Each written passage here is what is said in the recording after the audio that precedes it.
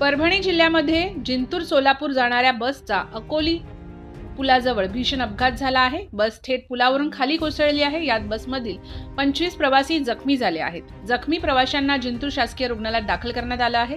त्यांच्यावर उपचार सुरू आहेत। जिंतूरहून सोलापूरकडे जाणाऱ्या बसचा अकोली पुलाजवळ सकाळी 8:30 वाजेच्या सुमारास भीषण अपघात झाला आहे।